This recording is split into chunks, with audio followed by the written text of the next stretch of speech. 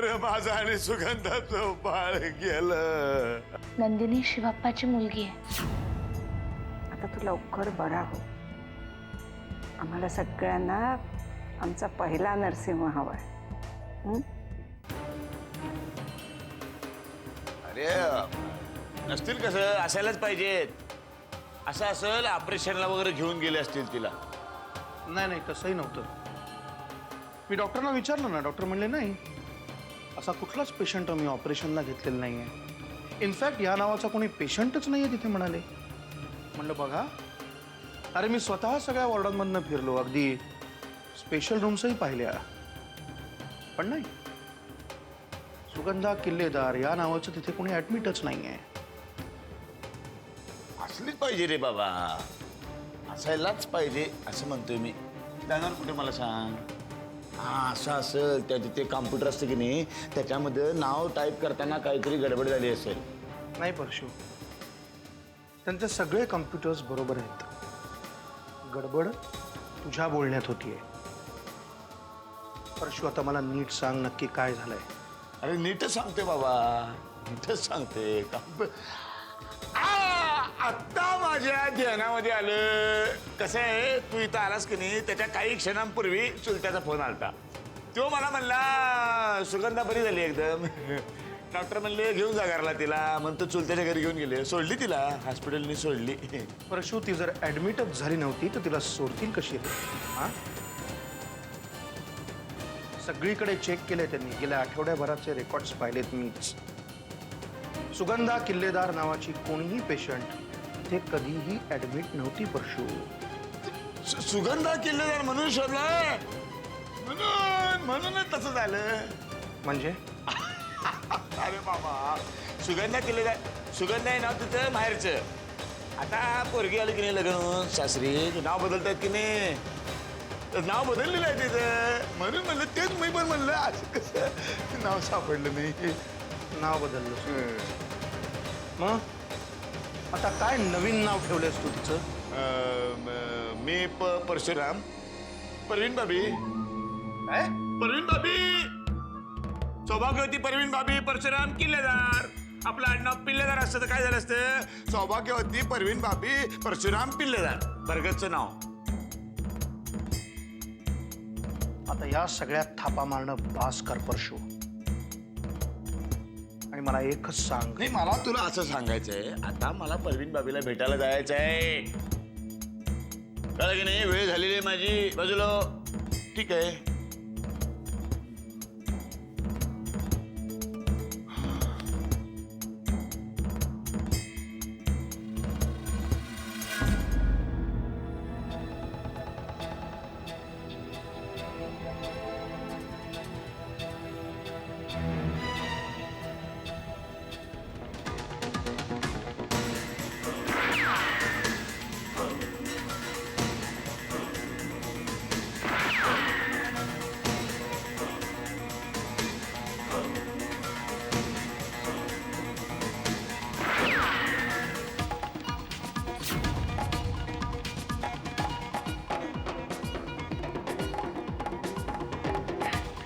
स्वतःचा जीव धोक्यात टाकू नका. मी जी दिशा सांगितली ती चालत जा तुम्ही. मला राहू दे तिथे. तुम्ही एकटे गेलात तर खूप लवकर जाल तुम्ही. माझ्या बाबांना सांगा की मी त्यांचा शब्द मोडून नाही दिला. नंदिनी, मला माफ करा.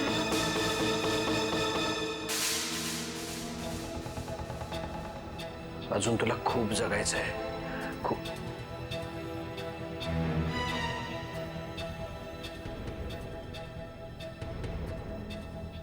नंदिनी, नंदिनी, नंदिनी, नंदिनी, नंदिनी. भाऊ, काय झालं? स्वप्न पडलं का तुम्हाला? हं? काय झालं? जानकी, जानकी पुन्हा तेच सगळं दिसलं. एवढं घाम आलाय तुम्हाला. तुम्ही शांत व्हा बघू. शांत व्हा. नंदिनी, तिचा मृत्यू मी नाही विसरू शकत तिला, नाही विसरू शकत तिला जानकी. एवढ्या लवकर सगळं कसं विसरेल? हं? जरा जरा वेळ जाऊ द्या, आपोआप सगळं ठीक होईल. थांबा.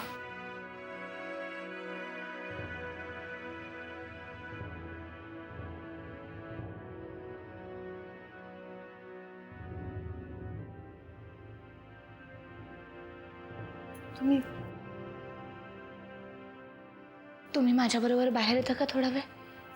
बरं वाटेल.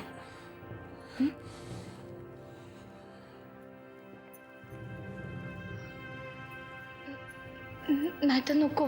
तुम्ही झोपा थोडा वेळ. बरं वाटलं की आपण जाऊयात बाहेर. हं? मी आहे इकडेच.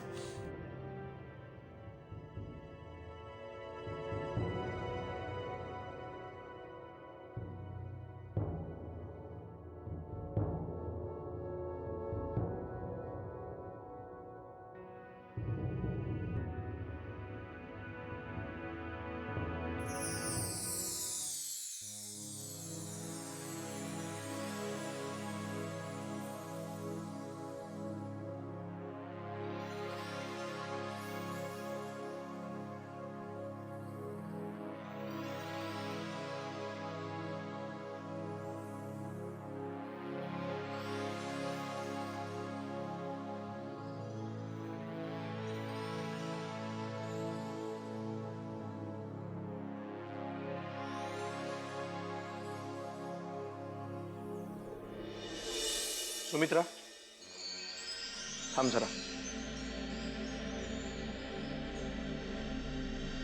मला तुझ्याशी बोलायचं आहे. वामन दादा, माझ्याशी बोलण्याने खरंच काही फरक पडणार आहे? नक्कीच. मला तसं वाटतं म्हणूनच थांबवलं तुला. बोला.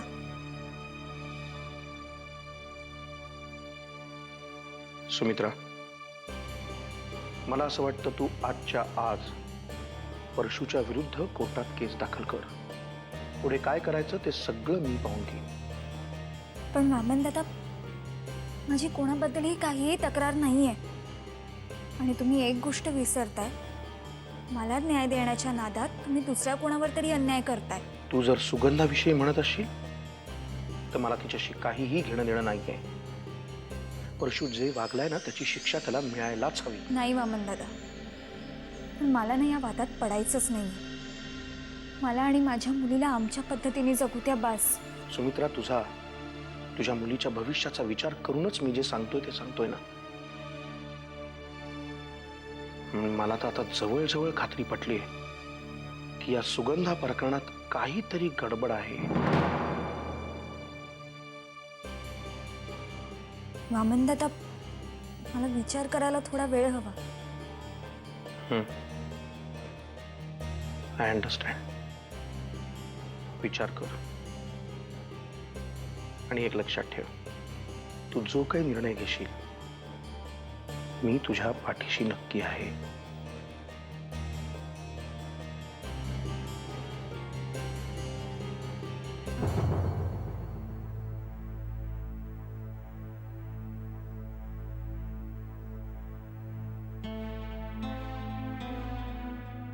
जानकी,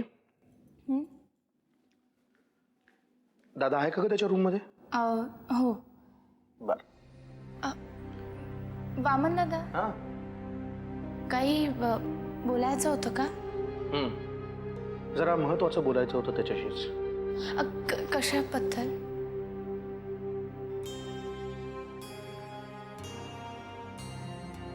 वाकणीस भेटले होते सकाळी, माझ्याशी बोलत होते. म्हणाले दादानी आता असं शांत बसून नाही चालणार. निवडणुका जवळ आल्या आहेत. दादानी आता उमेदवारांशी बोलायला हवं.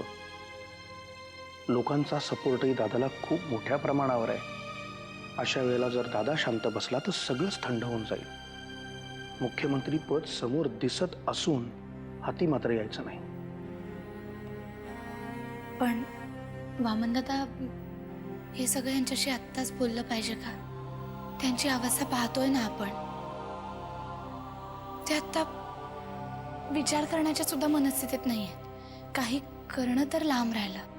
जानकी, दादा सामान्य नोकरदार माणूस नाहीये माझ्यासारखा.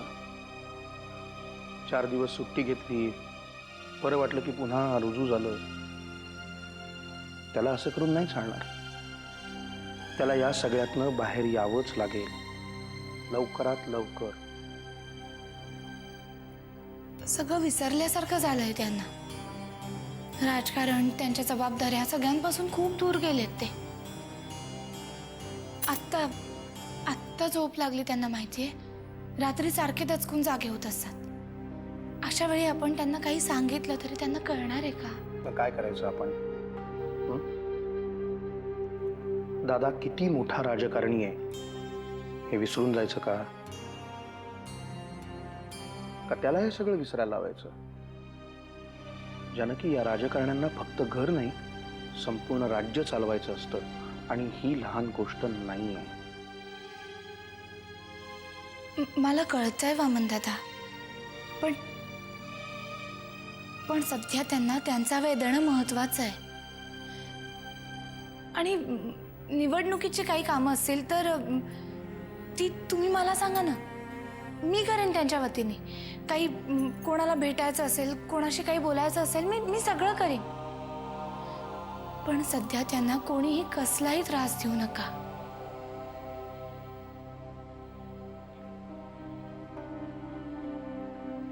जानकी,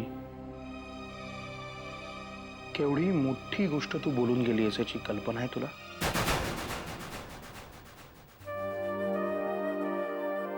गरज माणसाला सगळं करायला शिकवते वामन दादा. आणि जर सध्याची गरज असं सांगत असेल की मी यांच्या वतीने कामात लक्ष घातलं पाहिजे, तर मी तेही करीन. मी शिकेन सगळं. फक्त तुम्ही माझ्या बरोबर राहा.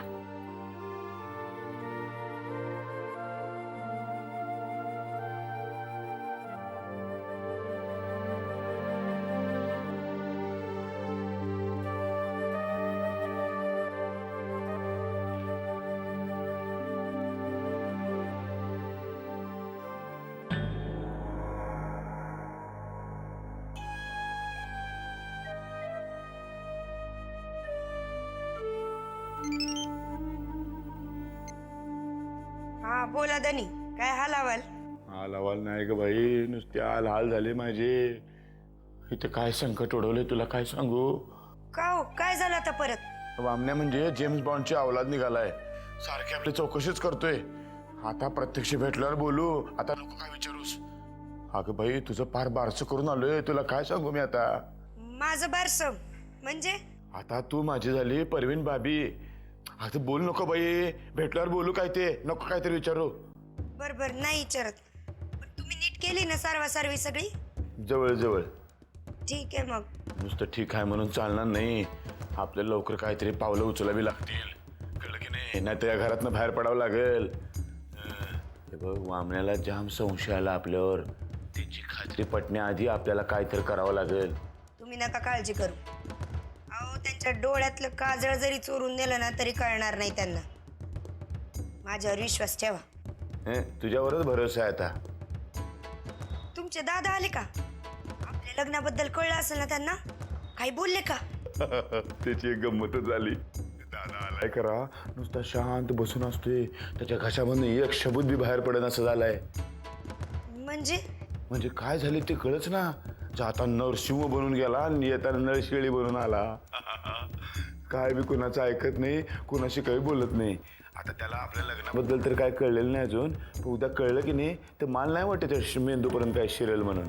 अहो मग बरंच आहे की, आपल्याला तेवढा वेळ मिळेल ना. तुम्ही एक काम करा, लगोलग इकडं निघून या, मग मी सांगते पुढं काय करायचं ते. बरं ठेव आता फोन ठेव, कोणतं ऐकलं नाही. हा ठेवते. ठेवला वाटतं.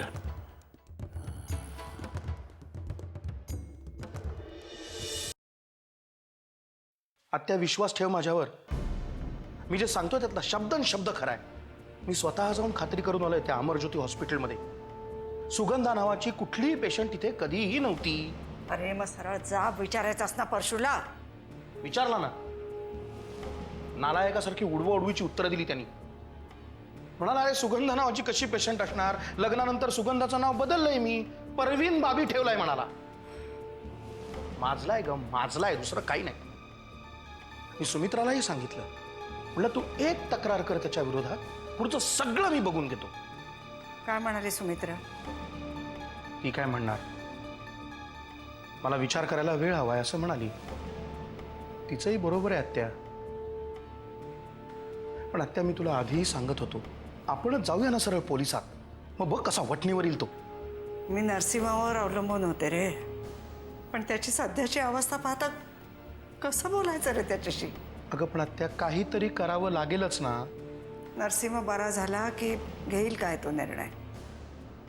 नाही आत्या, ह्या वेळेला मी तुझं ऐकणार नाही. असाच वेळ जात राहिला ना तर शेवटी चिघळेल हे प्रकरण अजून. आत्या, या सगळ्याचं काय करायचं ते आता ह्यापुढे मी बघतो. प्लीज येतो.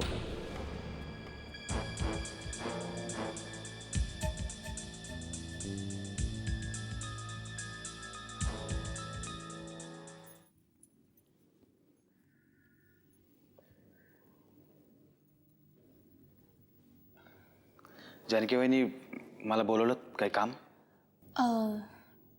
काम म्हणजे तुमचं आणि वामन दादांचं जे काही बोलणं झालं ते वामन दादांनी मला सांगितलंय.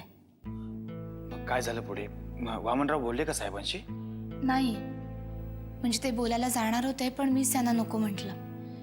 ह्यांना नुकतीच झोप लागली होती आणि सध्या काहीही ऐकून घेण्याची मनस्थिती नाही आहे त्यांची.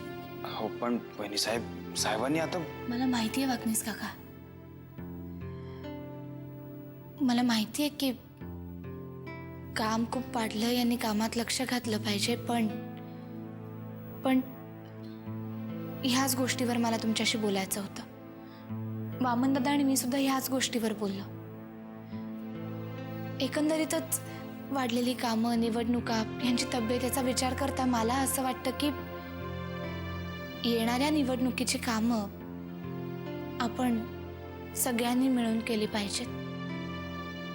आपण सगळ्यांनी मिळून म्हणजे मी समजलं नाही.